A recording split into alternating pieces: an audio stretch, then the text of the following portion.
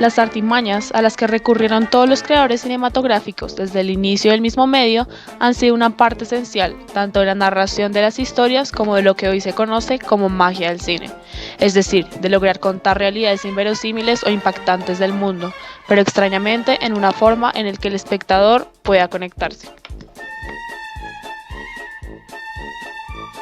Recursos tan familiares ahora como lo son el GCI solo son una artimaña más sofisticada, claro, pero artimaña al fin y al cabo, puesto que buscan generar en el espectador una emoción o ilusión que nos permite entender esta realidad de una mejor manera.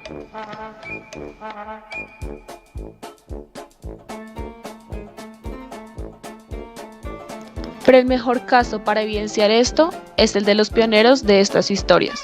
Charles Chaplin y Buster Keaton, quienes aun en la disparidad de conceptos narrativos y temáticos que presentan en sus películas, dejaron contemporáneamente legados a esta magia del cine, presentes hasta hoy en día.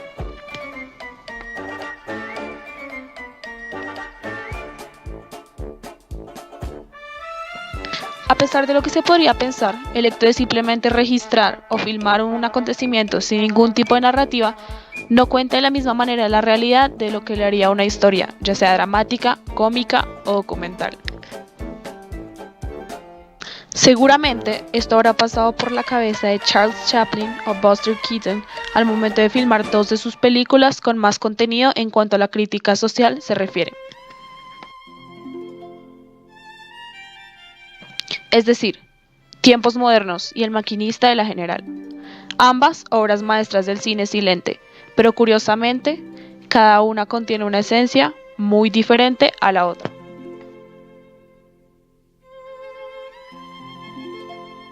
Primeramente, aunque Tiempos modernos busca reflejar al capitalismo en esencia, esta nunca sale de la comicidad o la caricatura para expresarse a sí misma, como pasó por ejemplo con El Gran Dictador, donde el discurso final de Chaplin fue completamente claro en sus intenciones, además de serio y cortante.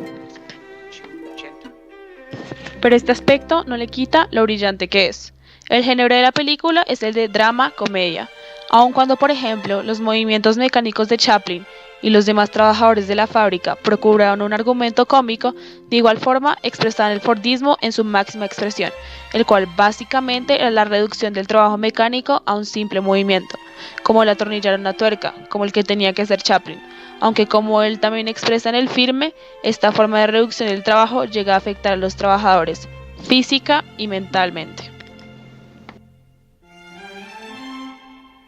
El enfoque temático de Chaplin eran las historias referentes a un concepto o a ideologías superiores que replanteaban el sentido humano de la vida.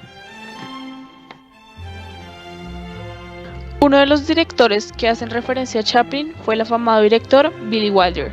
quien creaba diversas escenas que tenían como propósito representar al cine como lo que no se dice, que bien era uno de los principales ideales de Chaplin.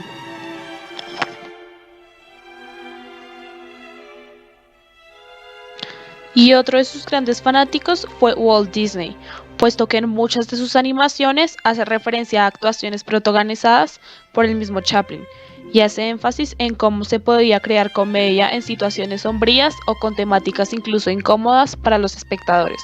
pero también producidas que llegaban al propósito sin tornarse en ofensivas. Un ejemplo de esto fueron las animaciones que hacían crítica al partido nazi. Disney tuvo influencia en la película El Gran Dictador, creada y protagonizada por Chaplin, donde hace una crítica cómica al Partido Nacional Socialista Alemán. Otro ejemplo de las apropiaciones de Disney es la animación de Firefighters, donde recrea varias escenas icónicas de la película de Chaplin, The Fireman. Ambos directores plasman situaciones complejas y algo escabrosas, de maneras sutiles, pero cumpliendo un objetivo. Por su parte, Buster Keaton, como él mismo expresó, quería contar la historia a través de la historia misma, y no a través de novelas, es decir, no a través de maneras ficticias o exageraciones. Keaton prefirió crear, o por lo menos perfeccionar, lo que serían las adaptaciones de historias reales o como se conocen actualmente, las películas basadas en una historia real. El maquinista de la General adapta un acontecimiento de la Guerra de Secesión de Estados Unidos conocido como la Gran Persecución en Locomotora, que fue una táctica militar efectuada por los republicanos donde un tren fue secuestrado por estos, pero de igual forma mantuvo una persecución con 3 locomotoras. En este contexto se desarrolla la película de Keaton, no solo una gran obra semidocumental, sino de igual forma de acción, una realidad que, como se puede notar, sale de cualquier razón lógica, pero que fue cierta y contada desde el punto de vista de un ficticio sobreviviente a tal acontecimiento interpretado por el mismo Keaton. Tanta es la complejidad de este film que aún hoy en día genera apropiaciones que la retratan de una manera particularmente explícita. Tal es el caso de la película Mad Max, dirigida por George Miller. En esta se evidencian planos muy similares a El General, ya que uno de los objetivos de Miller era resaltar lo cuidadoso y meticuloso que llegó a ser Keaton con el manejo de la cámara y coreografiar eventos bastante complejos de cada uno de los planos sin dejar de lado el realismo del momento, como en las escenas de movimiento en el tren en su película estrella, hoy en día representadas en varias escenas de Mad Max. Por otra parte, otro de sus fieles seguidores es el reconocido director Wes Anderson.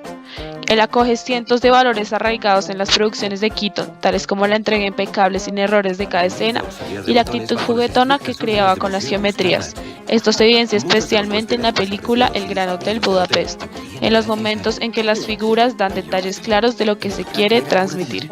Tenía 84 años. No ha sido la mayor.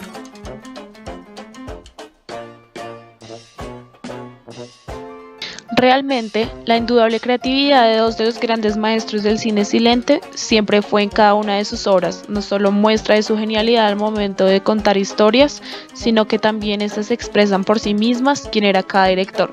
de dónde venía, cómo había sido su infancia y en qué creía,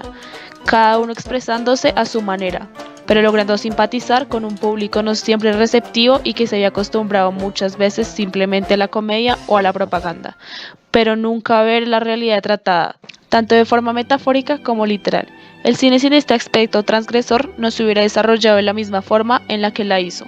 sin estos legados de innovación técnica como cultural, tanto así que hoy casi un siglo después siguen generando admiración y son patrones de cómo desarrollar ciertas técnicas y tipos de cine.